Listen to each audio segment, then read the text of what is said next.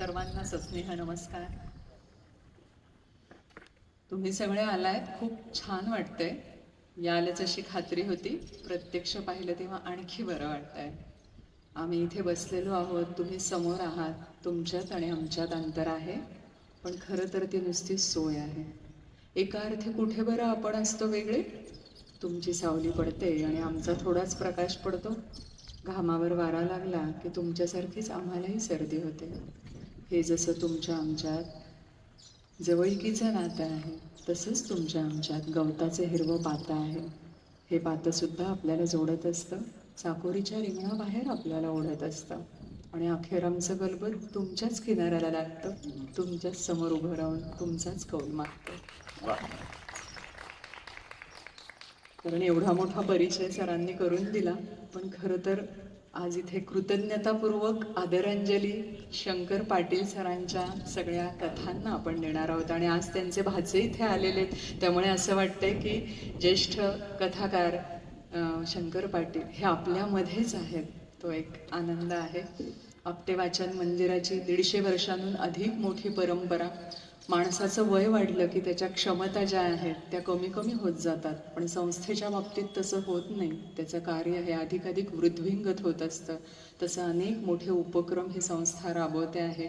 त्याची माहिती आम्ही नुकतीच आत्ता स्वानंद कुलकर्णी सरांकडून आणि त्या सगळ्या स्टाफकडून घेतली. खूप या कार्याला मनापासून शुभेच्छा देतो आणि आजच्या आपल्या या अभिवाचनाच्या कार्यक्रमाला सुरुवात करतो. धन्यवाद.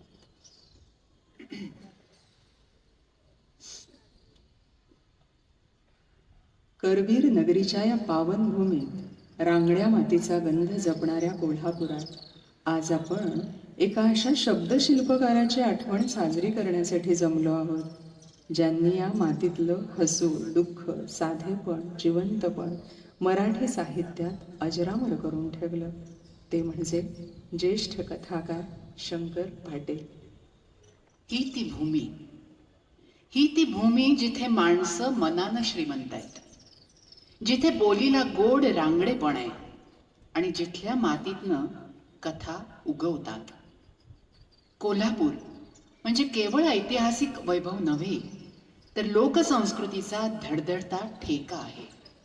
इथल्या शेतातला घाम, चावडीवरच्या गप्पा, तमाशाचा रंग आणि माणसा माणसातलं जिव्हाळ्याचं नातं, हे सगळं शंकर पाटील यांच्या कथांमधून जिवंत झालं. म्हणूनच आजचा हा कार्यक्रम केवळ अभिवाचन नाही, तर आपल्या मातीतल्या शब्दांचा, आपल्या संस्कृतीचा आणि आपल्या माणुसकीचा उत्सव आहे. ज्या भूमीनं शंकर पाटील घडवले त्याच भूमीत उभं राहून त्यांच्या शब्दांना पुन्हा स्मरण देण्याचं भाग्य आज आपल्याला लाभतं आहे. कल्पना करा, गाव कुसाबाहेरचा धुरकट असा रस्ता, विहिरीवरच्या गप्पा, चावडीवरचा खळखळून फुटणारा हाशा आणि माणसांच्या साध्या सुध्या जगण्यात दडलेली असामान्य अशी कथा. हे सारं शब्दात जिवंत करणारं नाव म्हणजे शंकर पाटील. आज आपण त्यांच्या जन्मशताब्दी वर्षानिमित्त इथे जमलोत, एका लेखकाची केवळ आठवण काढण्यासाठी नव्हे, तर त्या जिवंत ग्रामीण संस्कृतीला पुन्हा एकदा भेटण्यासाठी. जिथे माणसं होती, माती होती, हास्य होतं, अश्रू होते आणि जीवनाचं खरंखुरं स्पंदन होतं. शंकर पाटील यांच्या कथा वाचत असताना असं वाटतं, आपण पुस्तक वाचत नाही, तर एखाद्या गावच्या चावडीत बसून लोकजीवनाचा थेट अनुभव घेतो आहोत. त्या शब्दसम्राटाला, त्या ग्रामीण संवेदनांच्या जादूगाराला आजच्या या अभिवाचनातून आपण कृतज्ञ अभिवादन करणार आहोत. शंकर पाटील यांचा कोल्हापूरशी अतिशय जवळचा संबंध.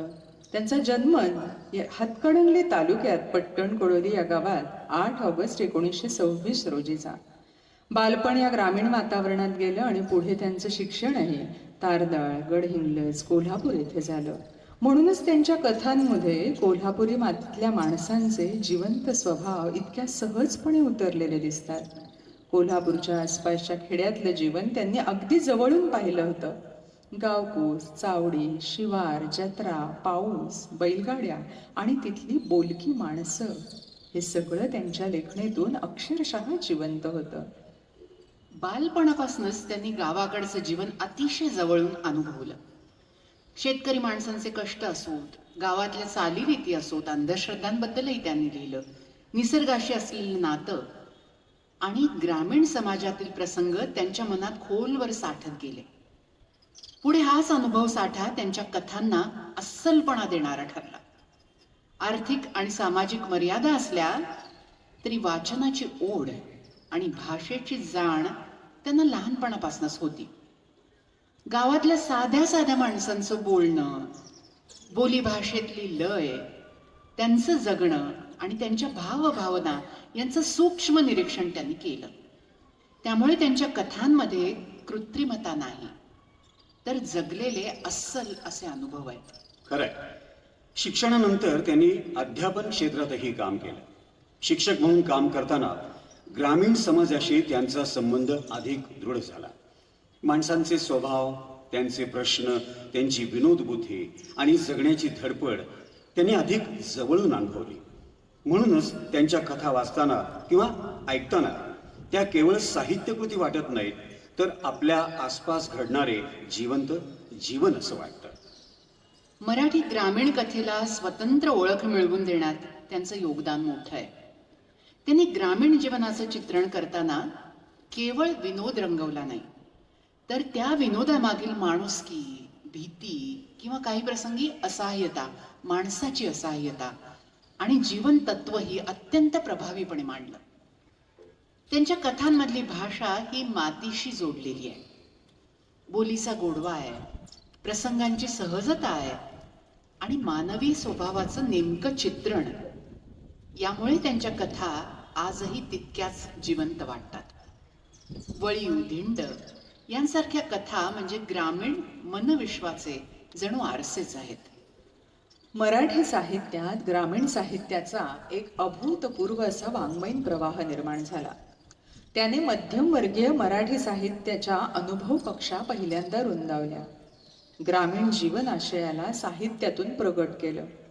ग्रामीण साहित्य म्हणजे काय बरं? तर ग्रामीण जीवनाचं, तिथल्या माणसांचं, शेती, निसर्गाशी असलेल्या मानवी अनुबंधांचं आणि ग्रामीण संस्कृतीचं चित्रण ज्या साहित्यामध्ये गेलेलं आहे त्याला आपण ग्रामीण साहित्य असं म्हणतो.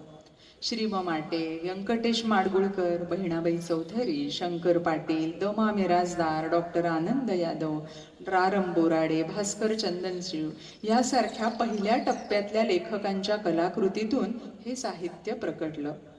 अक्षर साहित्यात समाविष्ट झालेल्या साहित्यकृती या प्रवाहामधून निर्माण झाल्या. मराठी साहित्य खऱ्या अर्थानं मराठी माणसाचं साहित्य करण्यात ग्रामीण साहित्याचा सगळ्यात मोठा वाटा आहे. निसर्ग सन्मुखता, कृषीनिष्ठा, गाव रहाटी, आदिमतेकडे कल, ग्रामीण कुटुंब व्यवस्था आणि नातेसंबंध, ग्रामीण संस्कृतीचं चित्रण आणि ग्रामीण बोलीचा साहित्य लेखनासाठी वापर ही ग्रामीण साहित्याची काही वैशिष्ट्य जी अगदी महत्वाची आहेत. शंकर पाटील हे याच कालावधीतले आघाडीचे ग्रामीण कथाकार आहेत. त्यांची कथा प्राथमिक स्वरूपातच न राहता ती मनात अधिक खोलवर जाते. ती मानवी मनातल्या भावनांची गुंतागुंत, त्यांची आंदोलनं याविषयीचे विविध पदर उलगडते. नदीचा उगम आणि ऋषीचं कुळ यांचा शोध घेऊ नये असं म्हणतात. कदाचित त्यात आढळणाऱ्या विसंगतीनं आपला आदरभाव दुखवू नये असा हेतू त्यामागे असावा. कला किंवा साहित्य क्षेत्रात मात्र असं कोणी म्हणत नाही आणि तसा विचारही कोणी करत नाही, करू नये सुद्धा.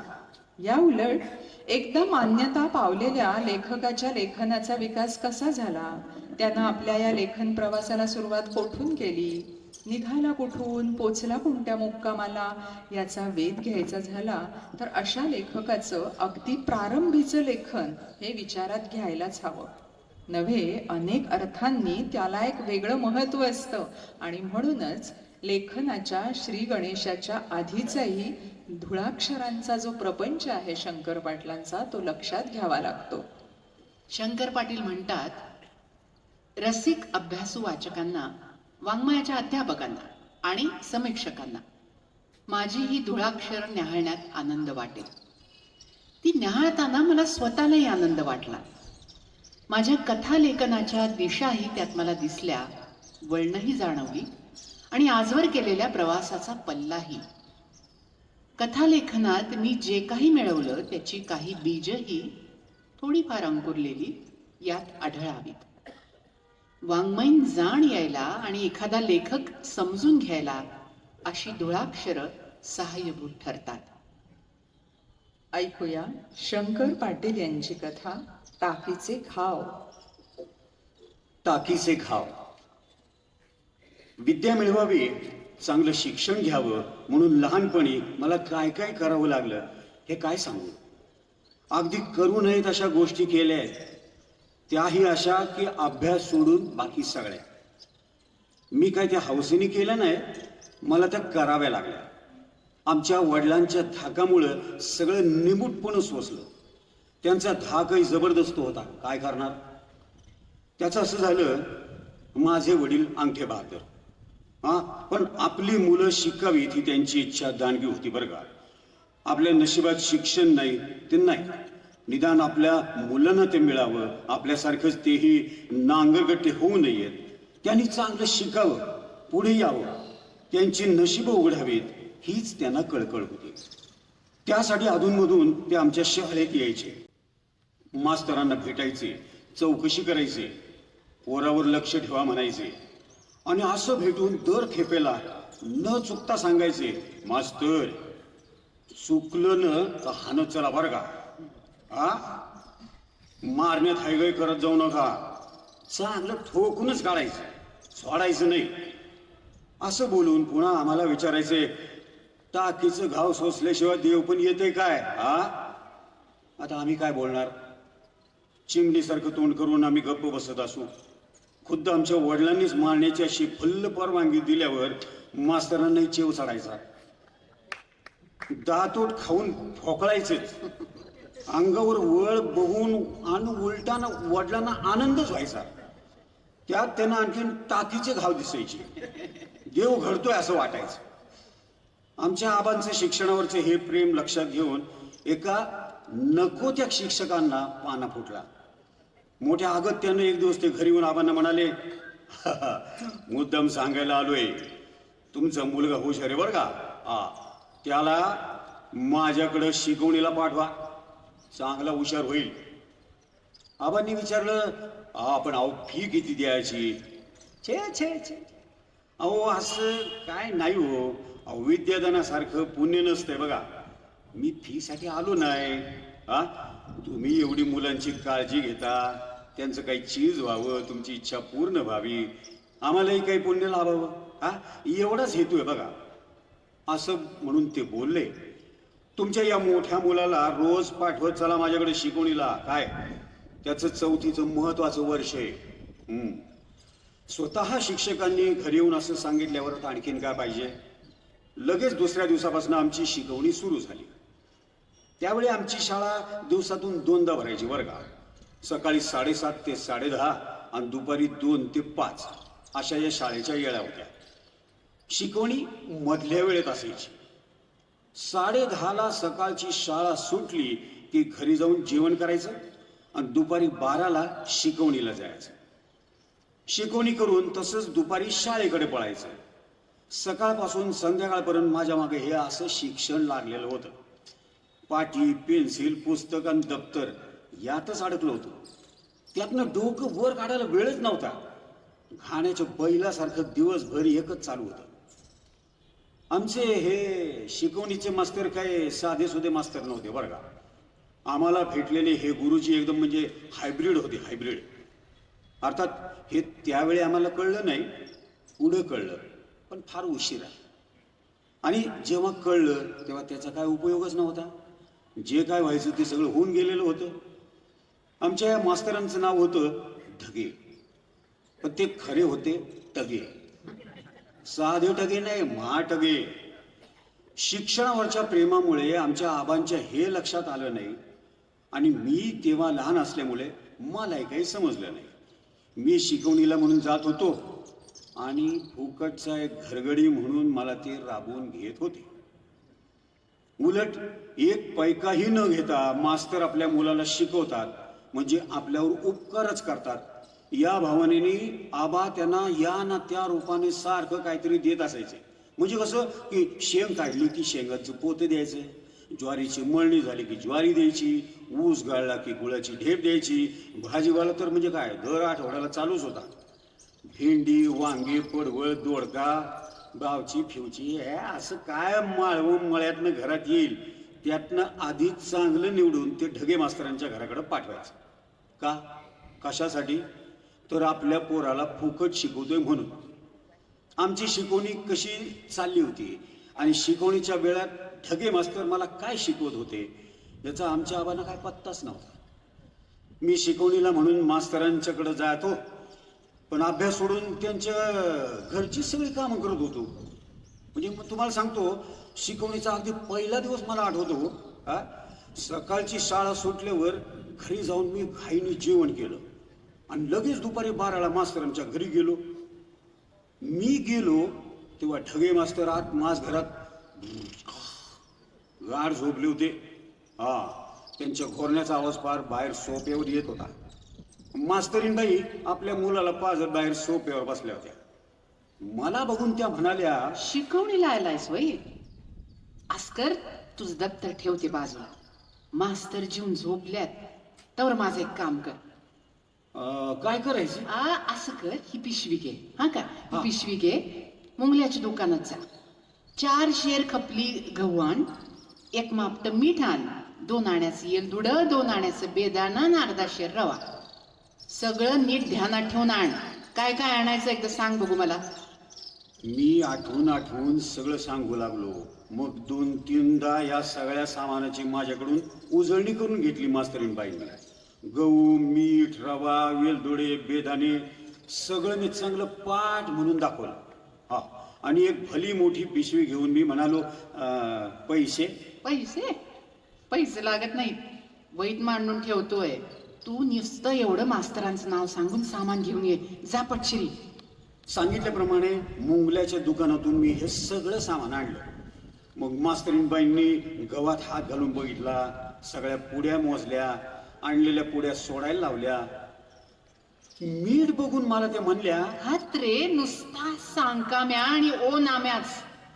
मीठ चांगलं बघून आणायचं नाही. अहो पण हे काळं मीठ कशाला घेऊन आलाय? आणि रवा कसला आणलाय ह्यो?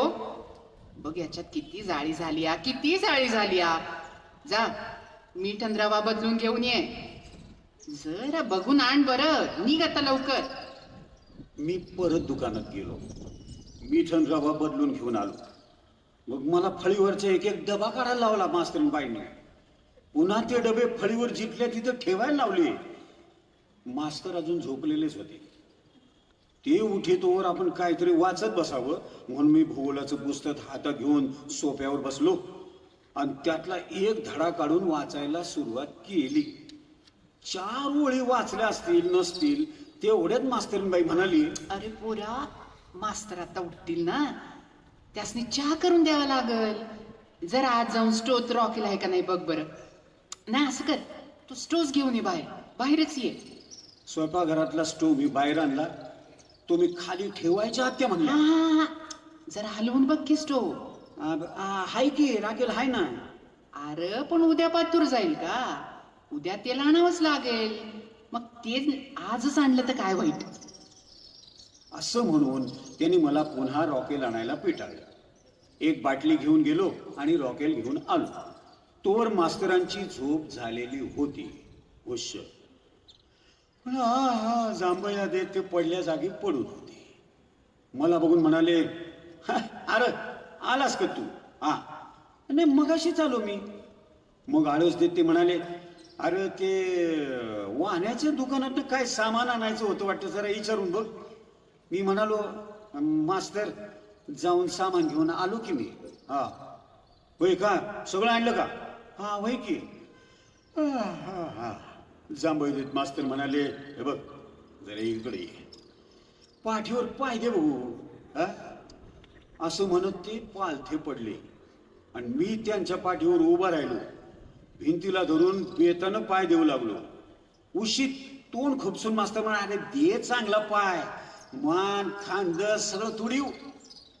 खांदे मान चांगली तुडवून झाल्यावर मला म्हणले, जा जा आता कमरेवर जा, कमरेवर तोडीव चांगली कंबर तुडवून झाली. आणि मग ते म्हणाले, अरे जरा पायाच्या पिंढरीवर पाय दे बाबा आता.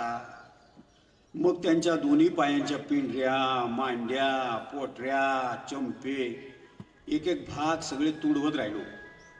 माझं दप्तर बाहेर सोप्याला एकटंच बसून होतं. असा बराच वेळ तुडवून झाल्यावर पुन्हा पाठ, कंबर, खांदा, मान यांची दुसरी फेरी झाली. आता 1:30 वाजायला आले होते. 2ला शाळा भरणार होती. उठून तोंड धुवून चहा घेतो 2 वाजणारच होते. एकदा हातातल्या घड्याळाकडे बघून ते म्हणाले, अरे बाबा, अरे 1:30 झाला की चहा करायला सांग जा. असं म्हणून ते उठले. चुळबिळ भरली. तोवर चहाचा कप समोर आला. गरम चहाचा घोट घेत ते म्हणाले, बर काय काय वाचलंस आज? मी पुस्तक मिटून म्हणलो, जर असं भूगोल वाचला. बर आणि इतिहास? इतिहास नाही. अरे सण सगळं पाठ पाहिजे रे, तोंड पाठ करून टाकायचं बघ. एवढी ते कब्बशी आत नेऊन ठेव बरं जा. त्यांच्या हातातली कब्बशी घेऊन मी आत गेलो आणि मास्तरीनबाईंना विचारलं, कुठं ठेवू? अरे ठेव की त्या नाणीच्या कट्ट्यावर. नाहीतर असं का करत नाहीस? कसं कसं? अरे हातासरशी खळबळून लगेच धुवून टाक की. पाणी आहे बघ तिथंच. तांब्यानं घे की त्या हंड्यातलं पाणी. बापसी बेटा सवयी तशी ही मास्तरीनबाई मास्तरांच्या पेक्षा सवयी होती. त्या वयात काही मला फारसं उमगलं नाही आणि तसं काही जाणवलंही नाही. त्यांनी सांगितल्याप्रमाणे मी ती कब्बशी धुतली. जिथं ठेव म्हणल्या ते तिथं ठेवून दिली. एवढ्यात मास्तर म्हणाले, अरे चल जा आता, शाळेची वेळ झाली. मी निघतोच आहे, जा तू जा. पहिल्या दिवशीची आमची ही शिकवणी अशी झाली. घरात निदान थोडं वाचलं तरी असतं. इथं तेही झालं नाही. मला वाटलं पहिला दिवस आहे, नसेल घेतलं, उद्यापासून घेतील. पण कशाचा उद्या आणि कशाचा परवा? रोज हाच परिपाठ चालू राहिला. उलट पहिला दिवस बरा असं म्हणायची पाळी आली माझ्यावर. रोज मी आपल्या शिकवणीला गेलो की मास्तर माझघरात झोपलेले असायचे आणि मास्तरीनबाई मी केव्हा येईल याची वाटच बघत सोप्याला बसलेल्या असायच्या. मी दिसलो ती दप्तर ठेवायच्या आत त्या मला कामाला लावायच्या. एक दिवस मला थोडा उशीर झाला. आता गृहपाठ करायचा होता. मास्तरांच्याकडे गेल्यावर तिथे वेळ मिळेल न मिळेल म्हणून मी तो घरातच पूर्ण केला. आणि 12 वाजता जायचं तर 12:30ला गेलो. मला बघितलं त्या म्हणल्या, आलास? अरे किती उशीर केलास? बरोबर 12 वाजता शिकवणीला याची वेळ आहे ना? वाटेल तेव्हा शिकवणीला येतात वय? येळेवर येत नाहीस म्हणून सांगू का घरात तुझ्या? असं म्हणून मला झाडून ते म्हणाल्या, आता असं कर, मी सांगते तेवढं भराभर कर लवकर. मी दप्तर ठेवून तयार झालो. तशा त्या म्हणाल्या, आता असं कर, परड्यातली शिडी घे, माळ्यावर चढ. तुला एक बुट्टी देते, वर शेणकुट आहेत, त्यातली बुट्टी भर शेणकुट तेवढी खाली आण बघू. मग परड्यातली शिडी घेऊन माळ्यावर चढलो. बुट्टीभर शेणकुट घेऊन खाली आलो. हे काम होतं न होतं तेवढं त्या म्हणाल्या, आता असाच पळ, त्या नामदेव शिंप्याकडे जा. 4 दिवस झाला, आज देतो उद्या देतो असा करायला लागलाय. शिवून तयार असतील तर 2 चोळ्या तेवढं घेऊन ये बघू. शिंप्याकडे जाऊन मास्तरीनबाईंचं चोळ्या घेऊन आलो. तोवर 3रं काम निघालं. माझ्या हातात एक जुनं घमेलं देत म्हणाल्या, अरे आज शनिवार, उद्या आइतवार, घर सारवून 8 रोज होतील. उद्या घर सारवायला शेण आणलं पाहिजे. एवढं कुठून तरी जाऊन शेण आण बाबा. चांगलं एवढं भरून घेऊन या. आपण कुठून आणू? अरे एकाला 4 घरं हिंडायची. शेण आणायला काय बुट्टी लागते का? हे बी शिकवावं लागतंय होय. मला एकाला 4 घरे हिंडून कुठच्या तरी गोठ्यातनं एक घमेलभर शेण आणायचं होतं. ते घेऊन आलो. त्याच दिवशी मी मनाशी ठरवलं की सगळं आबांना सांगायचं. गेले 8 दिवस मी अनुभव घेतोय. शिकवणीला जाऊन ही असली कामच करत बसायची काय? अभ्यास काही होतच नव्हता. दुपारी 12 ते 2 या तासात मास्तरांच्या घरात मी असली कामच करावी लागत होती मला.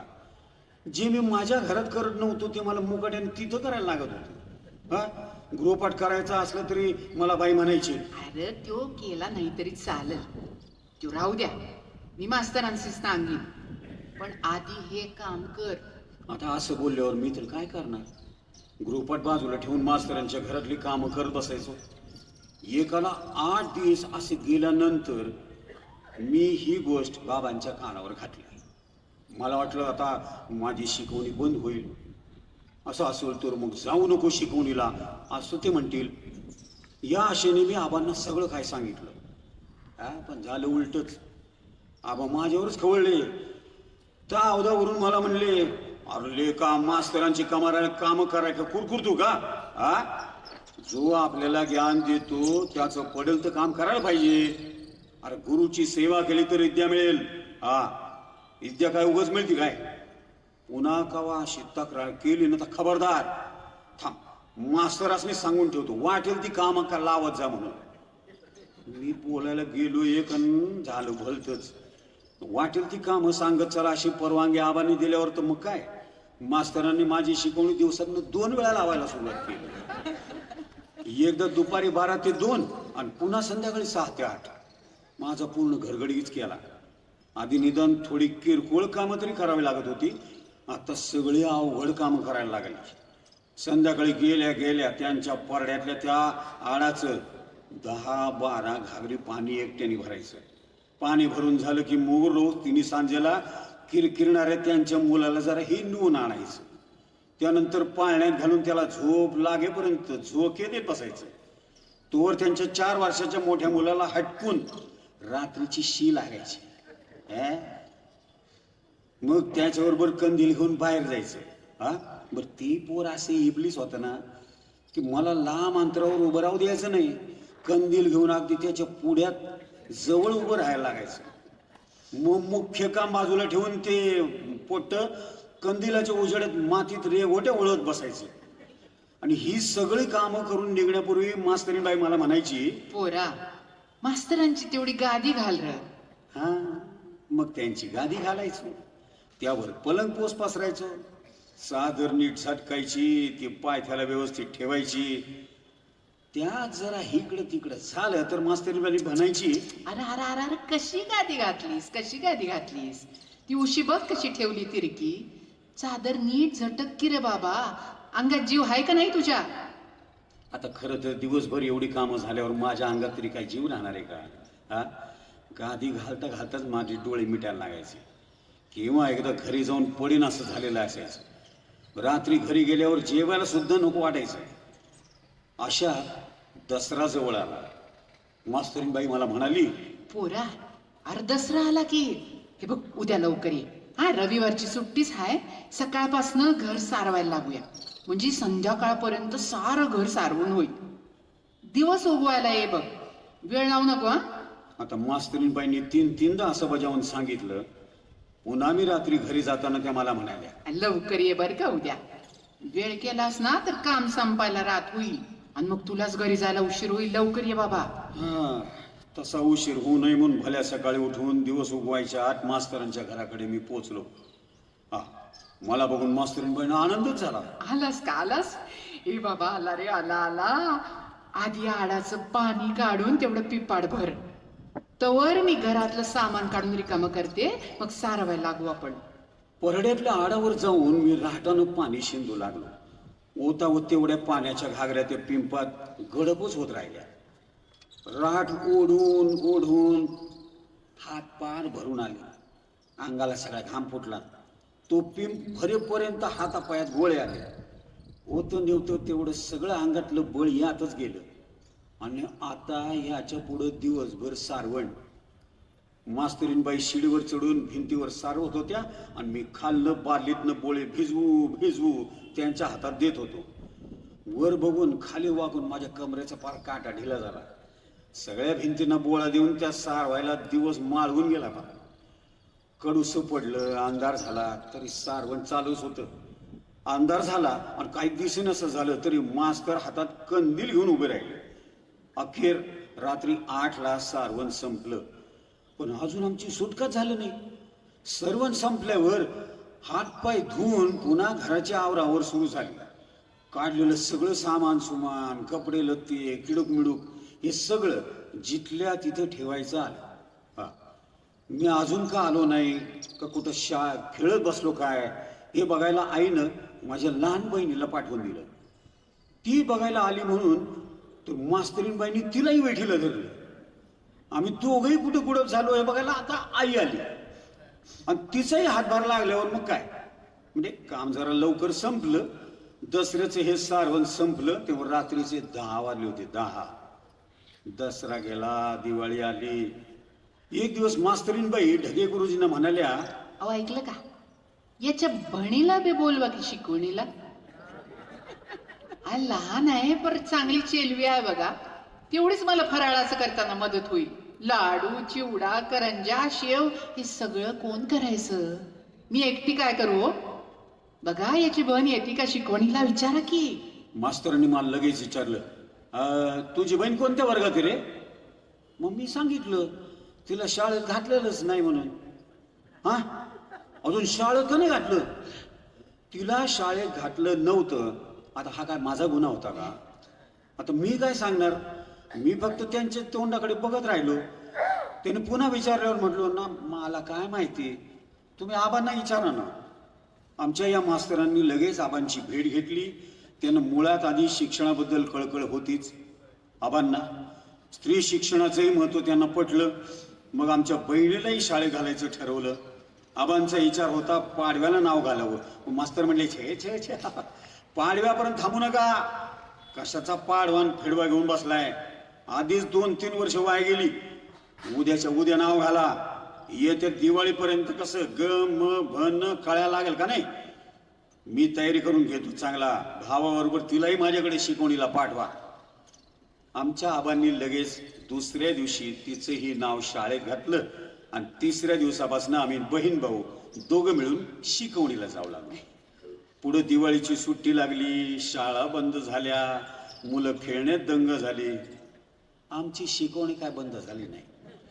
आणि दिवाळी सणात सुद्धा आम्ही सुट्टी न घेता आणि एकही दिवस खाडा न करता ढगे मास्तरांकडे शिकवणीला जात होतो.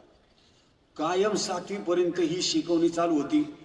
4थी ते 7वी सलग 4 वर्ष मी शिकवणीला जात होतो. दुपार संध्याकाळ दोन्ही वेळेला. असे कष्ट सोसले, सोसू नयेत असे हाल सोसले म्हणून विद्या मिळाली. शिक्षण काय फुकाट मिळते काय? त्यासाठी टाकीचे घाव सोसावे लागतात. टाकीचे घाव. वा. इंदिरा संत जरी म्हणत असल्या की बालपणीच्या गमती जमती एक त्यातली अजून स्मरते, पुस्तकातले मोर पिसते, हळूच गाला वरून फिरते. पण हे बालपण टाकीचं घाव सोसण्याचं बालपण आहे. परीक्षेतलं यश, परीक्षेतलं अपयश त्यापेक्षा सुद्धा जगण्याचं शिखर पुढं आहे. केवळ अन्नच नाही तर आयुष्य सुद्धा शिजत ठेवावं लागतं. त्याचं उदाहरण म्हणजे शंकर पाटील आहे. शंकर पाटील यांच्या कथासृष्टीत वळीव ही कथा म्हणजे ग्रामीण जीवनाच्या सूक्ष्म जाणीवांना स्पर्श करणारा एक हळवा आणि अत्यंत अर्थगर्भ असा अनुभव आहे. वळीव या नावात एक संकेत आहे बरं.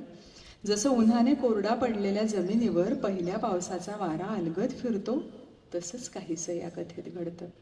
ही कथा केवळ प्रसंगांची नाही, ती मनामनात होणाऱ्या बदलांची आहे, नात्यांमधल्या न बोललेल्या भावनांची आहे आणि आयुष्याच्या ओलाव्याची सुद्धा गोष्ट आहे बरं. ग्रामीण जीवनातील साध्या माणसांच्या जगण्यातले सूक्ष्म ताणतणाव, त्यांच्या आशा निराशा आणि या सगळ्यांवर हळूवारपणे पडणारा वळीव हा अनुभव शंकर पाटील इतक्या सहजतेने मांडतात की आपण ऐकताना त्या वातावरणामध्ये हरवून जातो. त्याच्या भाषेतील लालित्य, प्रसंगांमधली जिवंत मांडणी, मनाला भिडणारी शेवटची मृत्यूची झुळूक हे सगळं मिळून ही कथा विशेष ठरते.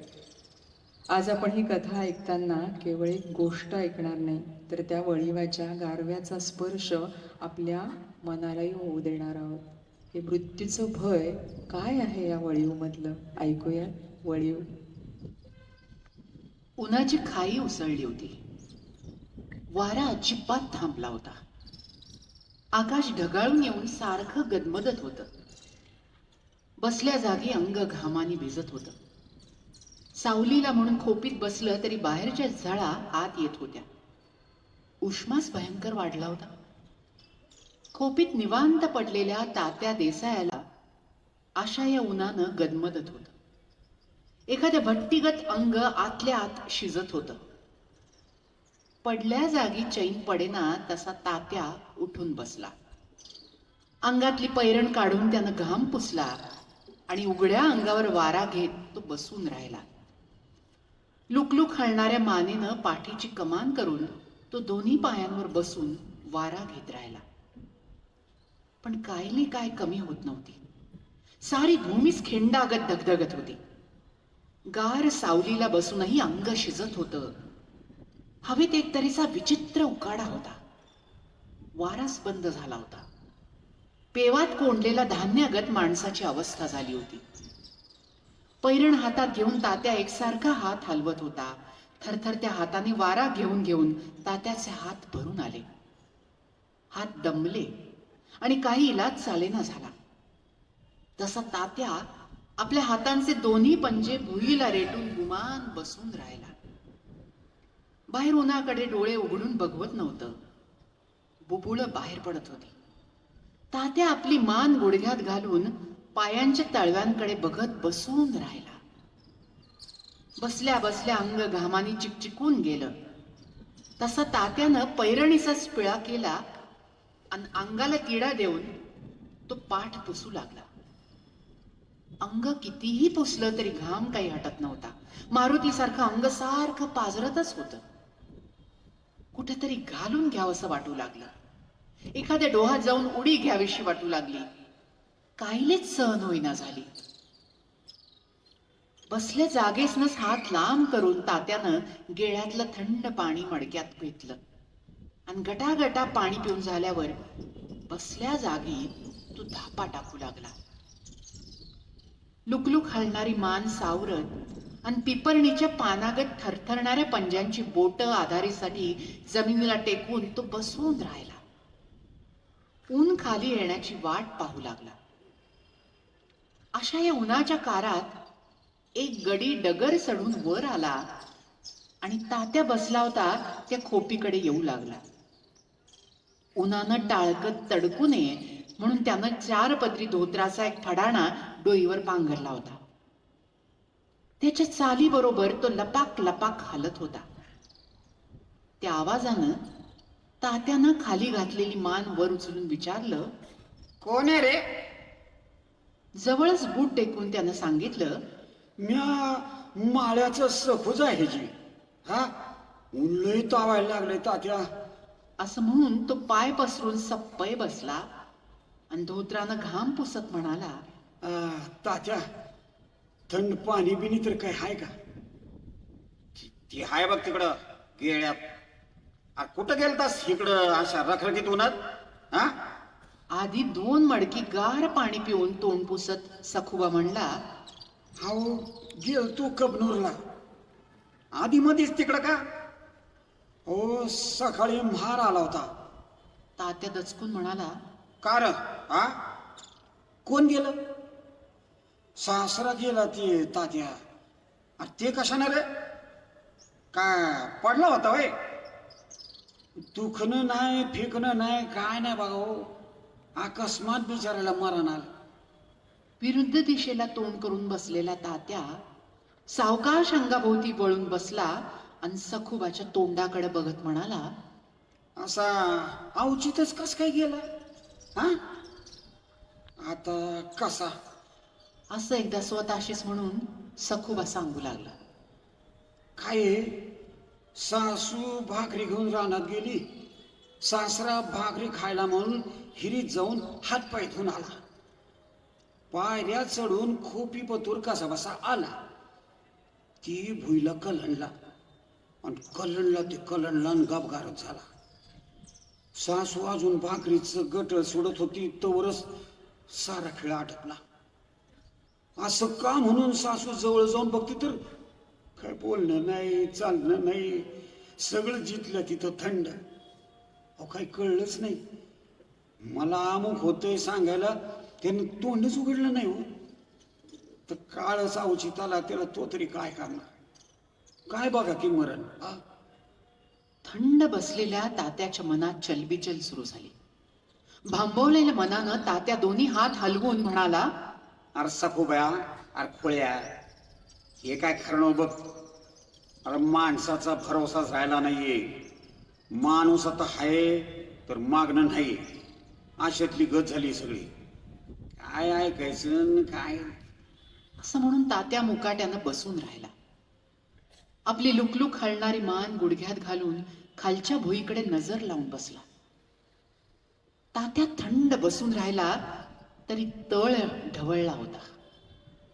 भांड्यात पाणी घेऊन त्यात नळीनं फुकावं तसे उमाळे वर वर येत होते.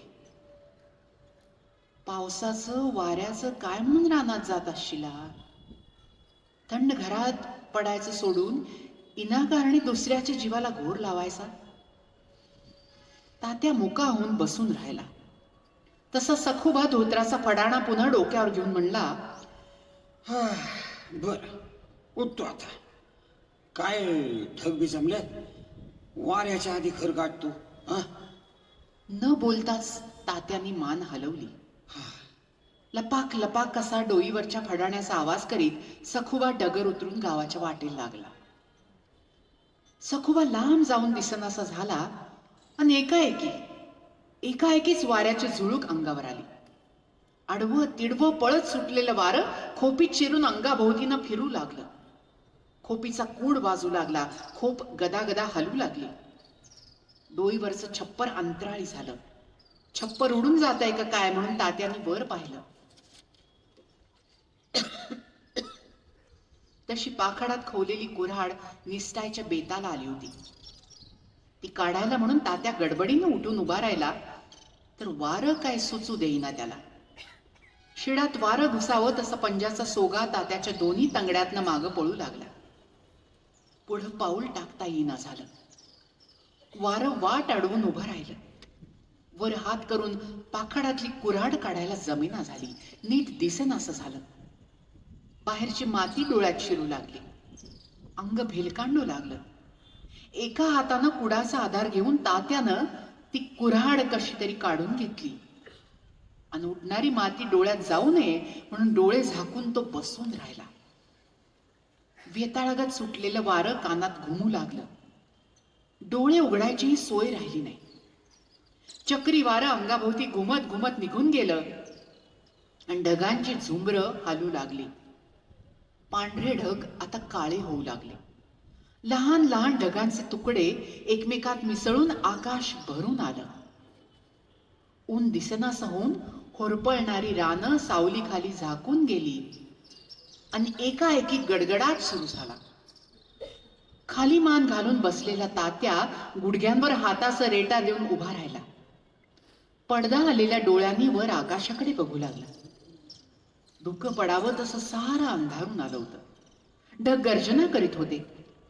मावळतीकडून लाल धुळीचे लोट चाल करून येत होते. गावच्या गाव आगीत भस्मसात झाल्यागत लाल धूळ गगनाला जाऊन भिडली होती. सैरा वैरा धावणारं हे वाऱ्याचं घोडदळ वेगाने जवळ येत होतं. बघता बघता वीज चमकू लागली आणि पाण्याने भरलेले काळे ढग जवळ जवळ येऊ लागले. तात्यानं पाठ फिरवली. रानात कामं चालली होती तिकडे हात वर करून हाळी दिली. गार वाऱ्याच्या झुळका अंगावर येऊ लागल्या. तशी तात्यानं खोपीत येऊन मगाशी काढून ठेवलेली पैरणं अंगात घातली. घोंगड्यावर पडलेला रुमाल डोक्याला बांधला. कान गच्च झाकून घेतले आणि पैरणीच्या गुंड्या घालून तात्या पोराची आणि गडी माणसाची वाट पाहू लागला. जोराचा वारा सुटून गार झुळका अंगाला झोंबू लागल्या. पालापाचोळा उडू लागला. हा म्हणता वादळी वारं वाजत आलं आणि समोर धाबेवर उभं असलेलं चिंचेचं जुनं झाड एकसारखं करकरू लागलं. झाडावर असलेला वाघाट्याचा वेल वाऱ्यानं झेप घेऊ लागला. पिकलेली वाघाट्याची फळं देठ तुटून खाली पडू लागली. समोर दिसणारं गाव धुळीनं वेडगटून गेलं. तात्या गावाकडे टक लावून बघत राहिला. पण वादळात सापडलेली घरं दिसनाशी झाली. वाऱ्यानं गावंदरीची झाडं झोकांड्या खाऊ लागली, गिरट्या घालणारे पक्षी हेलकावे खाऊ लागले आणि पावसाचे टप्पोरे थेंब अंतरावर पडू लागले. तात्याला एकाएकी हल्लक वाटू लागलं. पावसा पडून जमिनीला वापसा यावा तशी मनाची स्थिती झाली. न पेरलेलंही उगवून यावं तसे नको ते विचार मनात येऊ लागले. कानात चिंचेचं झाड करकरू लागलं. खोपीत एकटाच बसलेला तात्या हवालदिल होऊन सोबतीची वाट पाहू लागला. रानातली गडी माणसं धावत खोपीत आली. पोराला बघून तात्याला जरा आधार वाटला. तोंडावर पडलेले पावसाचे शिंतोडे पुसत शिवराम खोपीच्या तोंडाला उभा होता. तात्या त्याच्या तोंडाकडे टक लावून बघायला लागला. एवढ्यात वीज चमकून लख्खकन प्रकाश शिवरामच्या तोंडावर पसरला. शिवराम, अरे बाळा, एवढं आयदान तर टाका अंगणात, हा? आणि तुम्ही कशाला निघाल बाहेर? पाळलेली माणसानं इजा काढताना बाहेर कशाला पडावं मी म्हणतो. तात्यानं थरथरत्या हातानं जवळ पडलेली कुऱ्हाड उचलून बाहेर अंगणात टाकली आणि तोंडालाच उभ्या असलेल्या आपल्या पोराकडे बघून तात्या म्हणाला, अरे गावाकडं दैना उडाली जणू शिवराम, हा? वाराच मूलखा वेगळा सोडलाय. शिवराम समोर वादळात सापडलेल्या गावाकडे बघत म्हणाला, अरा काय वारं म्हणायचं का काय आहे, हा? सगळेच थक्क होऊन समोर बघत राहिले. वादळानं हैदोस उडवला होता. गावंदरीच्या बडमी कंडत होत्या. कलंडलेल्या बडमीतनं पेंढ्या बाहेर पडत होत्या. बांधानं पळत होत्या. पालापाचोळा घागरीगत वर जात होता.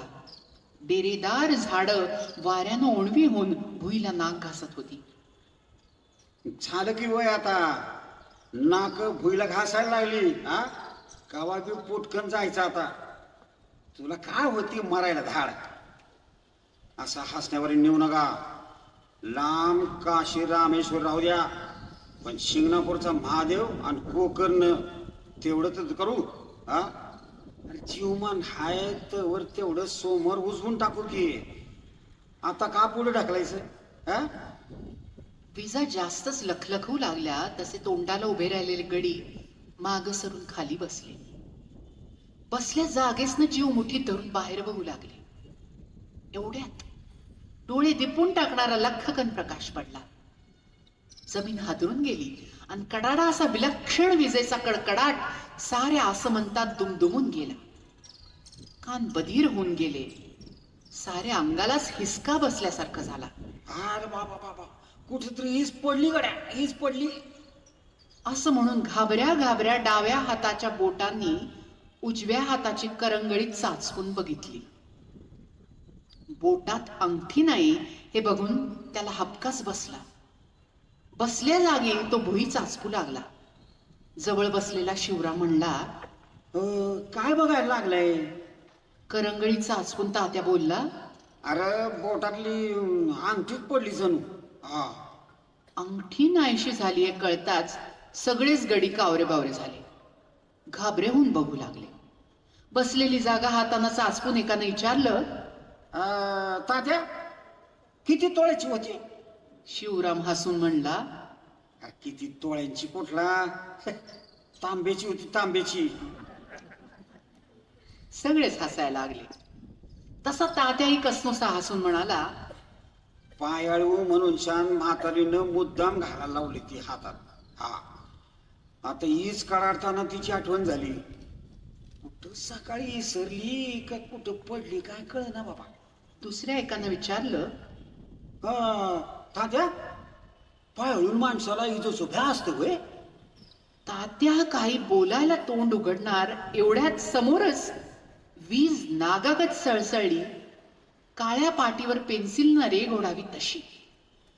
वीज समोर लखलखून गेली आणि वारा पुन्हा एकदा जोरानं वाहू लागला. पाऊस वाजत आला आणि मातीचा खरपूस वास दरवळून गेला.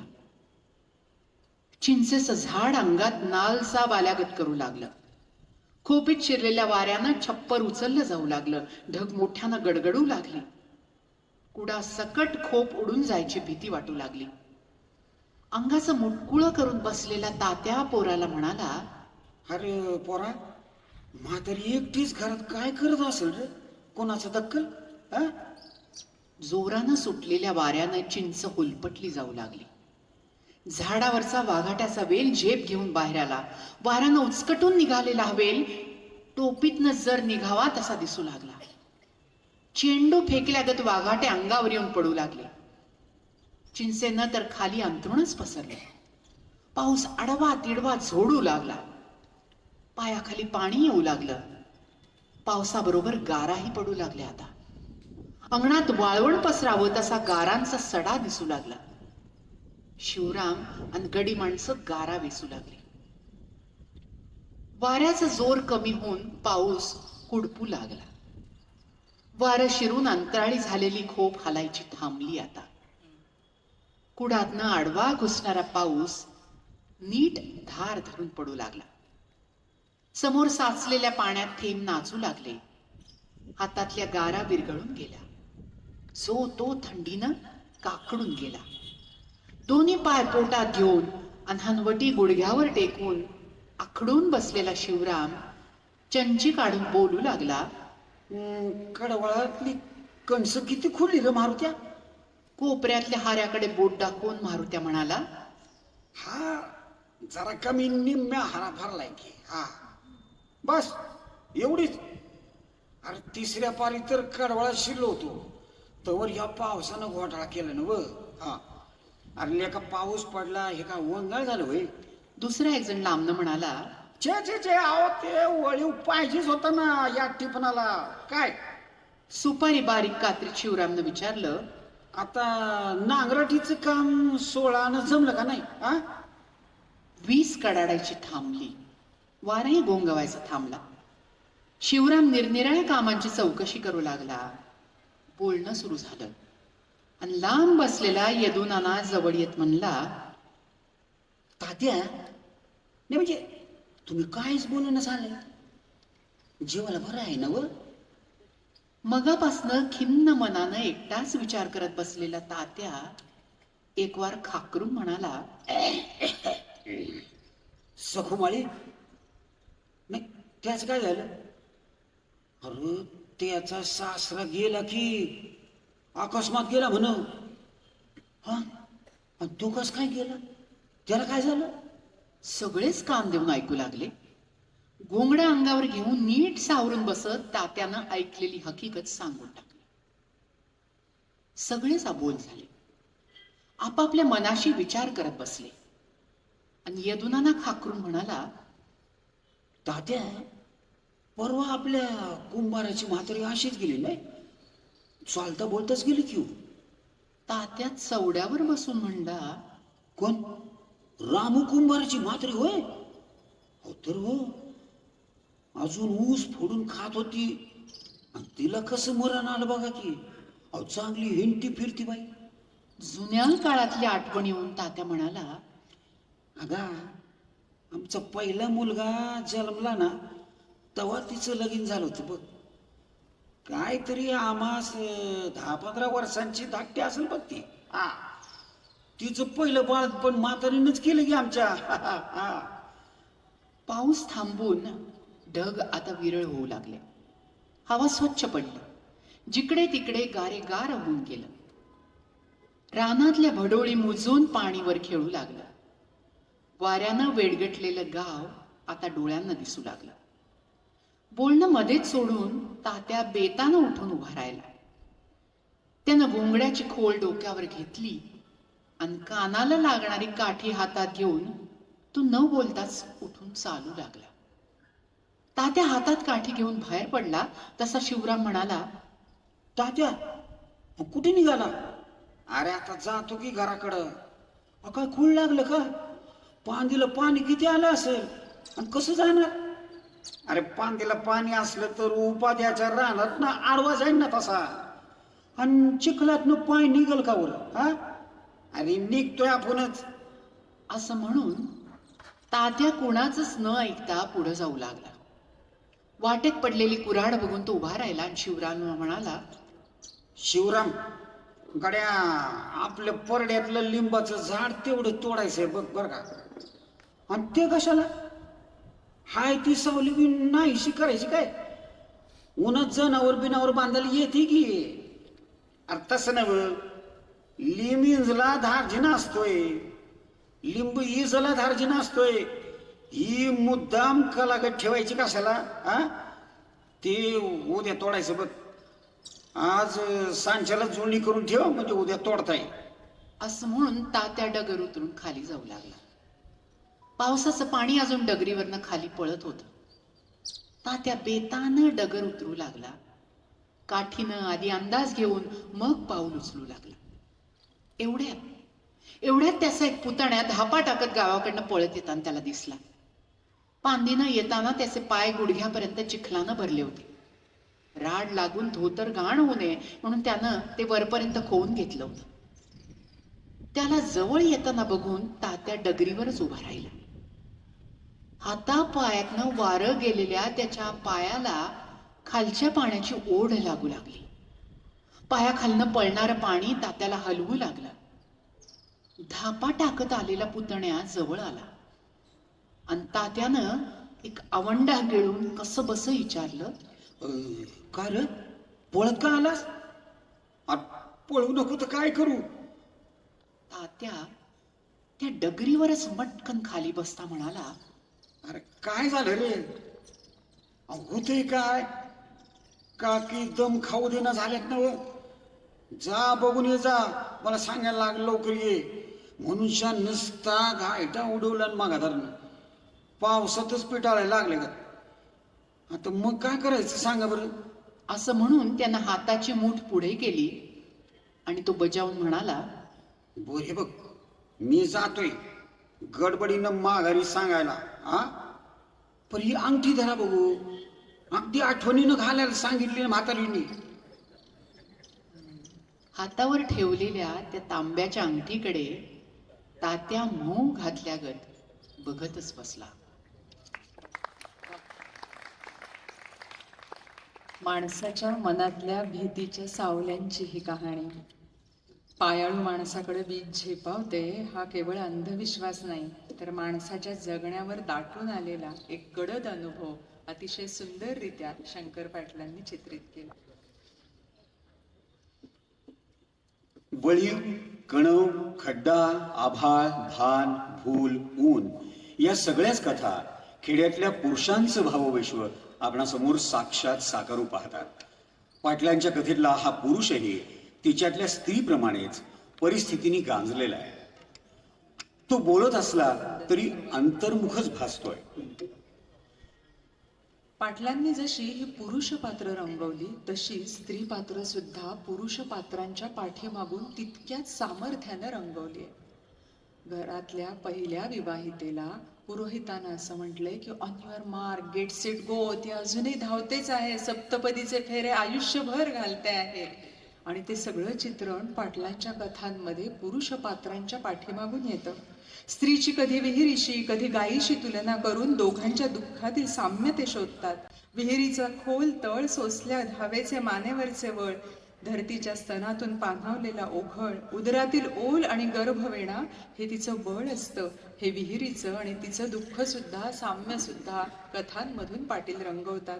बाई ग तू काय नि मी काय जन्मभर दावणीला बांधलेल्याच. शरीरातून शरीर बाहेर पडलं आणि रुजण्याची भीती नापीक झाली की पडिकात कोणी फिरकत नाही. बाईचा आणि काळ्या आईचा पाण्याविना जीवन कोंडत असतं. उन्हाळक्या करणारा दीर, भांडणारी सासू, सासरा, तिचं कांडण, मातीत नांदताना तिचं तन मन धनाने कामाशी असलेली एकरूपता प्रकटते. आणि मग ती धान्य पेरत नाहीच, ती जीव लावते. काळ्या आईला हिरवं गोंदते. सोन्याच्या झेंडूची फुलं नाही तर देह तोडून घरादाराला तोरण बांधते. स्वतःचं मन दाबते. काड्या काड्यांनी सर्जनशीलता अशा विविध अंगांनी पाटलांच्या कथांमध्ये स्त्री पात्रांमधून व्यक्त होताना दिसत असते. कार्यक्रमाच्या शेवटी आता आपण ऐकणार आहोत शंकर पाटील यांची गाजलेली आणि कदाचित तुमच्याही परिचयाची असलेली कथा धिंड. धिंड मधला विनोद हा वरवर हलका वाटला तरी त्याखाली सामाजिक उपरोधाची एक धार आहे. म्हणूनच ही कथा आजची आजची कथा आहे आजही तितकीच परिणामकारक वाटते. गाव बदललं, काळ बदलला, माध्यमं बदलली, पण एखाद्याची सार्वजनिक नाचक्की करण्यात आनंद मानणारी मानसिकता अजूनही बदललेली नाही. हे या कथेचं समकालीन असं महत्व आहे. ऐकूया धिंड. भर तिन्ही सांजेची वेळ होती. चावडीतही दिवाबत्ती दिसत होती. गाव कामगार पाटील टक्क्याला टेकून बसले होते. शेजारी तलाठीही होते. सनदीही सारे बसून होते. आणि एकाएकी भात माऱ्याचा शिरपा धापा टाकीत चावडीत आला आणि श्वास गिळत गडबडीनं म्हणाला, अरे ओ पाटील, खोत गावला खोत. अरे खोत गावला म्हणजे अवय दारू पिऊन लाट झालाय. कोण? राऊ. अवय राऊ खोत. कुठं गावला? अहो गावतोय कुठं? घरातच बायको संग घुमी घालायला लागलाय. लाट झालाय बघा, लाट. धापा टाकत शिरपा उभा राहिला. चावडी सारी खडबडून जागी झाली. बसलेलं सनदी चटाटा उठून उभे राहिले. दप्तर उघडून बसलेले तलाठी मान वर करून बघू लागले. मागं रेलून बसलेली पाटीलही आपली बूड हलवत पुढे झुकले. एक नवा हुरूप आल्यागत झाला. पाटलांना हसू फुटलं. हा हा हा करीत ते संध्यांना म्हणाले, अरे बघा बघा बघा, त्याला घेऊन यावं. जा जा. एक तिथे 4 सनदी उठले आणि हातात काट्या घेऊन बाहेर पडले. धूम पळत सुटले. पुन्हा एकदा बूड हलवून पाटील हसले आणि तराळाकडे बघून म्हणाले, धोंडीबा, अहो नाही म्हणजे कसं आहे, अहो बघत काय राहिला असे.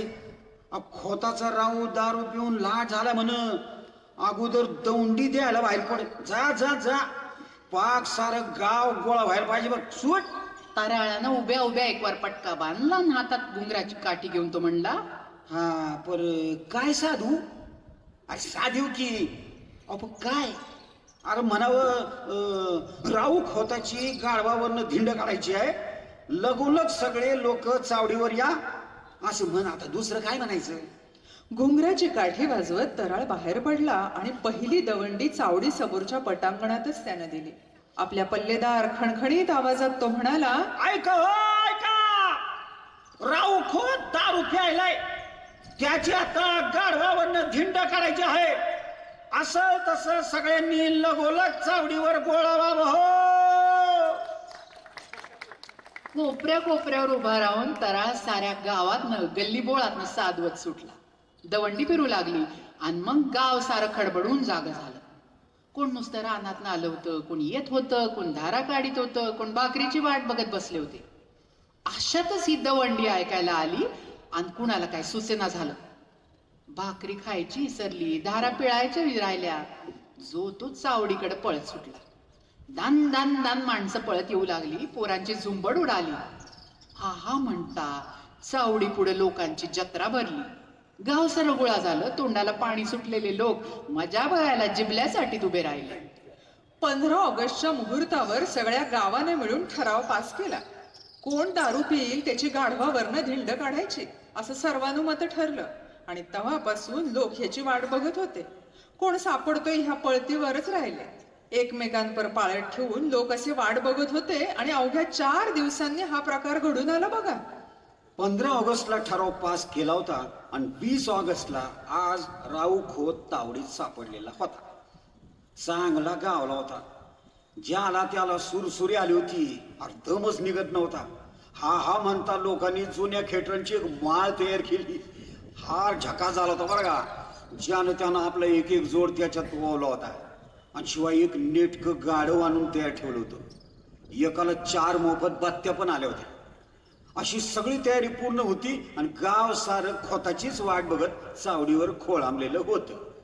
सरपंच रामभाऊ विभूती चावडीमध्ये येऊन बसलेले होते. तवनाप, मगदूम, धनपाल, शेटे, आबालाल मुजावर आणि ते गणुतेली पंचमंडळी पण हजर होती. सारा लवाजमा गोळा झाला होता. पण राऊ खोताचाच पत्ता नव्हता. एवढ्यात गोमगाला ऐकायला आला. बसलेली माणसं उठून उभी राहिलेली माणसं माना वळवून वळवून बघू लागली. पोरं पळून खेळू लागली आणि माणसांचा एक लोंढा जवळ आला. 4-5 जणांनी खोताला धरलं होतं आणि 5-25 माणसं मागं लागली होती. अशा लव्याजमासह खोत चावडीवर आला आणि टाळ्यांचा गजरच झाला. कुणाचं बोलणं कुणाला ऐकू येईना झालं. तोंडात बोट घालून पोरं शिट्ट्या मारू लागली. आरडा ओरडून सारं गाव दणाणून गेलं. मध्येच गाडं उदाळलं आणि डुंगण उडून लाथा झाडत साऱ्या पटांगणात आडवं तिडवं पळत सुटलं. अखेर गोंधळ थांबला, दंगा कमी झाला आणि चावडीत मीटिंग सुरू झाली बघा. पटांगणातले लोकही कान देऊन ऐकत राहिले. खोताचा कज्जा चावडीत उभा राहिला. सरपंच रामभाऊ विभूत यांनी मोठ्याने विचारलं, हा काय खोत ना, म्हणजे दारू प्यायलास का नाही? तुला गुन्हा कबूल आहे का नाही? तांबारलेल्या डोळ्यांचा खोत नागाच्या फडीगत जुल्ल्यागत करून म्हणाला, म्या दारूला शिवलेलो नाही. असं अरे शपथ सांगतो, मी घेतलेली नाही. उगा विनाकारण माझ्यावर आदावत घेऊ नका हो. राऊ खोतानं साफच जिडकारलं. तशी ती सारी चावडी खालवर झाली. लोक खदाखदा हसू लागले आणि राऊ खोतच म्हणाला, हा सुंदावू नका बरं का. अहो खरं सांगतो, मी घेतलेली नाही. मग गाड्या तुझं डोळं सांगतात की र. नाव डोळे काय सांगत्या? उगाच काय तरी आपलं ग बसा. अरे उतरस्तवर गप बसावं म्हणतोस का काय? अहो काय चढली का मला काय? कशाला उग अजून चढली नाही म्हणतोस का? अहो त्याचं नाव सुद्धा घेऊ नका बघा. अरे अरे शिवलेलं नाही हो मी त्याला, अजिबात शिवलेलं नाही. एक सनदी पुढे आला आणि मोठ्यानं म्हणाला, शिवलेलं नाही का? तर मग दडून कशाला बसला होता तू? शेबास मी काय दडून बसलो होतो? आणि दडला नव्हतास तर काय माळ्यावर काय करत होता मग तू? माळ्यावर काय करत होतो मी? अरे गड झोपलो होतो चांगला. दुसरा एक जण हसून म्हणाला, काय खाली जागा नव्हती काय? अरे ते तुम्हाला काय करायचे? आम्ही खाली झोपू नाही तर वर झोपू. राऊ तसा आडवं बोलला आणि सबंध चावडी पोट धरून हसू लागली. आणि अशातच गणुतेल्यानं विचारलं, राहू तिने सांचच कसा गडत झोपला होता तू?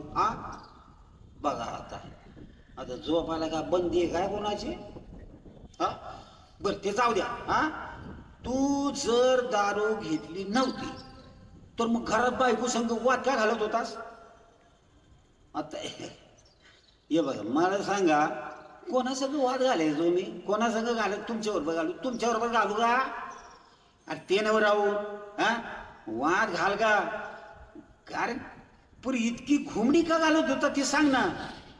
अहो आता इतकी नाही घालायची ते किती घालायची ते तरी सांग मला. असं म्हणतो मी बी, सांगा ना मला किती घालायची मी. अहो आता असं म्हणणाऱ्याला काय करायचं? आणि मग आता असं बोलणाऱ्याला बी काय करायचं? बर म्हणजे तू दारूला शिवला नाहीस असं म्हणतोयस? आणि म्हणून काय? नाहीच की अजिबात शिवलो नाही. वर्ष नाही नाही नाही नाही आम्ही म्हणतो ना नाही म्हणून. आणि मग एवढी कशानं चढली तुला? का त्याच्या संग असा वडा कुत्ता हो तुम्ही? बघा ना काय करावं बाबा, त्याला काही कबूलच नाही हो. काय काय कबूल नाही? वास घ्या की त्याच्या तोंडाचा. तर बघा कोणी जवळ यायचं नाही. अरे काय काही रीत आहे का तोंडा जवळ येऊन वास घ्यायचा तुम्ही? हे बघ तुझ्या तोंडात तोंड लावायचं काय कारण आहे का? मग ते कसा बोलतो बघा नाही हो, कसा बोलतो? तोंडाजवळ वास घेतो माझा. आणि काय बघायचं? आणि अरे लांबनं वास येतोय, लांबनं वास येतोय. आणि वास याचाच की तू तुमच्या नाकात बसलाय, माझ्या तोंडाला नाही. नाकात बसलाय होय? होय जीवाला विचारून बघा, जीवाला. सबंध चावडीत वास दरवळत होता आणि राऊ कबूल करायला तयार नव्हता. तसं पाटील म्हणले, अरे काय लागतं त्याच्या नादाला? सबंध चावली घाणायला लागली, बापकार यायला लागलाय. ते काय आता सुदीत हाय म्हणणार नाही, ते सुद्धित नाहीये बरं का. त्याला काय विचारता? कज्जा थांबला. आणि लोक राहूला प्रश्न न विचारता पाटलांच्याकडे बघत राहिले. पाटील म्हणाले, ते सुद्धित नाही, ते सरळ बोला ना, कळतं ना तुम्हाला? अहो सरकार, आता मी काय वागडे बोललो का काय? हे तू गप्रे, हा? गाडव कुठे? हे काय अहो, बाहेरच आहे की. हा, गाडा आहे ना, हार तयार केलेला आहे, गुलाल आणलेला आहे, सगळं तयार आहे. अहो फक्त हुकमाची वाट बघतोय आम्ही. अरे काय चाललंय? साक्षी नाही, पुरावा नाही, गाडवावर बसितो मला. हा? मान्यवर झालं म्हणायचं की माझ्यावर. हाताचा पंजा दाखवून पाटील म्हणले, अरे धूप दरवळले ग, तोंडाचा फपकार यायला लागलाय आणि साक्षी पुरावा नाही होय खोळ्या.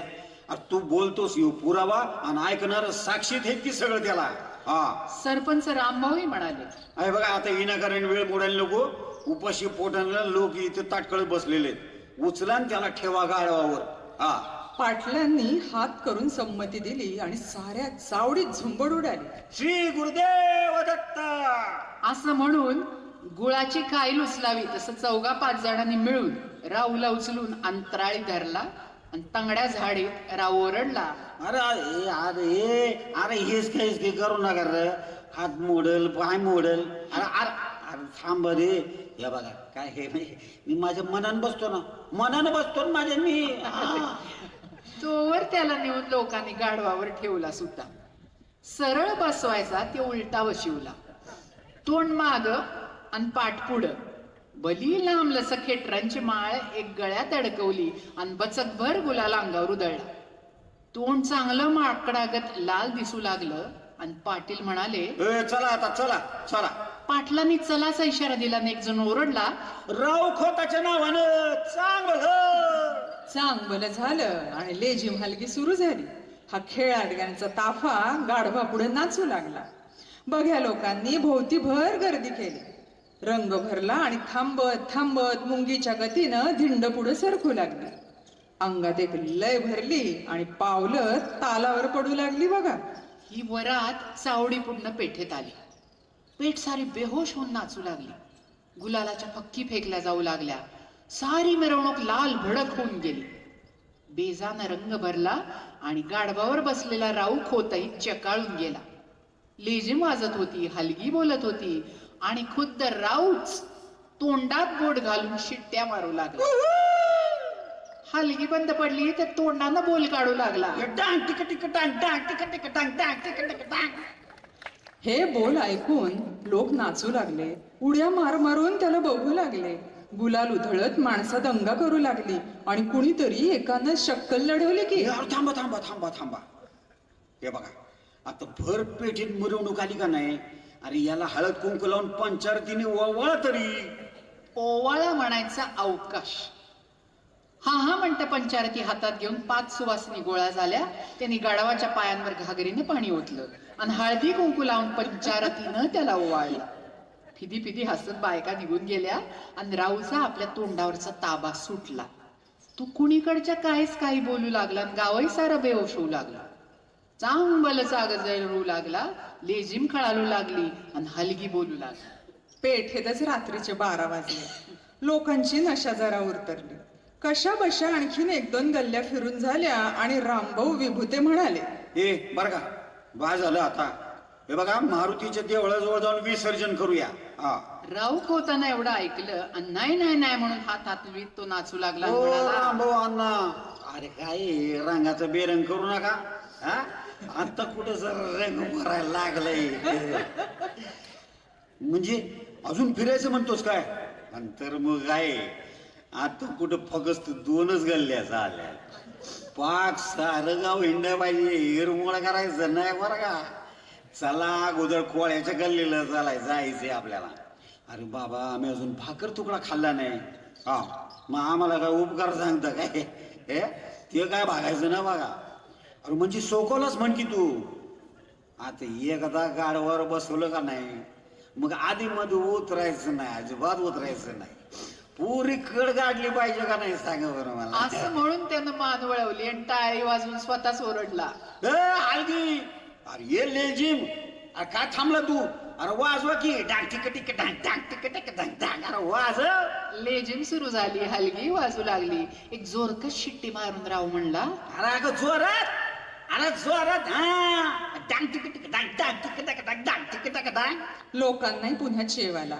धिंड साऱ्या गल्ली बोळातनं शिरू लागली. पाक सारं गाव पालथं घालून झालं आणि रामभाऊंनी पुढं होऊन राहूला विचारलं, अरे बाबा ये आता झालं का तुझं मनासारखं? हा अजून कुठं झालंय? आणि अरे काय राहिलंय काय बाबा?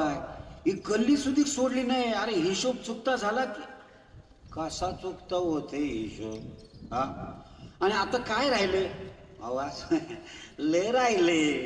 असं कस अजून मारुडा राहिलाय, मांगुडा राहिलाय, ती सगळी बाजू अजून तशीच राहिली. आपल्याला जायचं तिकडं. हे राहू दे ना बाबा आता. अरे 2 वाजून गेले. उतर आता खाली. नाही ते काय बघायचं नाही. सबंध गाव म्हणजे सबंध गाव. पालथ घातलं पाहिजे. कळलं का? अर्धी थंड काढतं का कोण असं? असं म्हणून त्याने एक उदाहरण सांगितलं. आता अर्धी दाढी झाल्यावर तुम्ही का उठता का नाव्या बोलणं? समजावणीच्या सुरात रामभाऊ म्हणाले, अरे बाबा राहू आता लोक दबून गेले तरी. हा तुला लय हाऊसच असतील तर उद्या आणि फिरू मग. हा डोळे झाकून राव म्हणाला, तर बघा आता उद्याचं काही सांगू नका. उद्याचं उद्या, परवाचं परवा, आणि तेरवाचं तर तेरवा. हा त्याचा आणि आजचा काही संबंध नाही. कळलं का? काही केल्या राव ऐकायला तयार होईना. लोक तर पार भेंडाळून गेले होते. केव्हा भुईला पाठ लावून पडीन असं त्यांना झालं होतं. आणि राव चेकाळला होता आणि शिट्टी मारून म्हणालाच, अरे थांबू नका. चला ना रे. हे वाज तू कुठे गेली लेझिम? अरे हलगी झोपली काय खालवर अजून? अरे वाजव की. आळसलेली लेझिम पुन्हा सुरू झाली. हलकी वाजू लागली आणि गावकरी महारवाड्याकडे निघाले. मध्येच राहू ओरडला, ते माग कोण फिरले? हा अरे तो घोळका चाललाय ना रे. अरे बोलवा त्याच नाही बोलवा. लग्नाला येऊन तांदूळ न टाकताच मागे फिरलं काय ते? हा राव कोणाला जाऊ देईना झाला. सरळ नावं घेऊन तोंडानं शिव देऊ लागला. साऱ्या लोकांना बजावून म्हणाला, आता आता जो मधनं जाईल का नाही त्याच्या आई बहिणींचा या गाडवावरनं उद्धारच करणार आहे मी. त्यांच्या 60 पिढ्या बाहेर काढून बघा. तोंडाला येईल त्या शिव्या दिला मी. तोंडाला येईल त्या शिव्या दिल. ही धमकी ऐकून लोक गार झाले. मुक्काट्यानं मागणं चालू लागले. अखेर चांदणी उगवायला धिंड संपवून लोक घरोघर पांगले. रात्रीच्या या जागरणानं आणि दमणुकीनं लोक घरोघर झोपले होते. काम धंदा सोडून घरात निवांत घोरत पडले होते. डुलका लागल्यागत सावडी गपगार होती. 7-8 सनदी ओळीनं झोपले होते. 1-2 जण डाराडूर घोरत होते. नाही म्हणायला एक तराळ तेवढा तोंडाला चिलीम लावून आकटी जवळ बसून होता. त्याच्याही डोळ्यात पेंग मावत नव्हता. अशा 3ऱ्या प्रहरीचा राऊ खोत लागा चावडीवर आला. गडद झोपलेल्या सनद्यांकडे बघून तो तराळाला म्हणाला, काय गा? का गोळी लागली का या साऱ्यांनी? अरे वै रे बाबा तुझी रातची धिंड. हे अगोदर उठीव त्याच नाही उठीव. अरे का बाबा? अरे उठीव ना बाबा तू. अरे पण अरे नाही ना पर नाही बरं का? वा वा वा वा गड झोपले होय. उठा उठा. हे कुंभकर्णानं उठन तुम्ही. त्याच्या हाळीनं 1-2 सनदी जागे झाले. कपाळाला आठ्या घालून डोळे उघडीत एकानं विचारलं, यार का बाबा ये का आलाय उठवायला? अरे अगोदर उठा की. का पाटील कुठे? अरे पाटील कुठे? सरपंच कुठे? पंच कुठे? आणि मंडळी कुठे सगळी गावातली? अरे पण अरे काय? अरे सारा लवाजमा गोळा करा की मी तयार होऊन आलोय पोर. मग आणि गाडव कुठे? ओळखना काय? ओळखना तुम्ही बी घेतली का आज? अरे आठ पा अगोदर सारं गाव गोळा करा. जा बाबा तू तर दोंडी द्या. तू चालत बाबा ते बाहेर जाऊन दोंडी दे ना. हे गाळवू नको उगाचच. आणि वाजपाची जोडणी करा, जा बरं जा. गाडव कुठे बघा, मी जाऊन बसून राहतो तिथं. बाकी सगळे या बघा, टांग टिके टिके टांग टांग टिके टिके टांग. हा,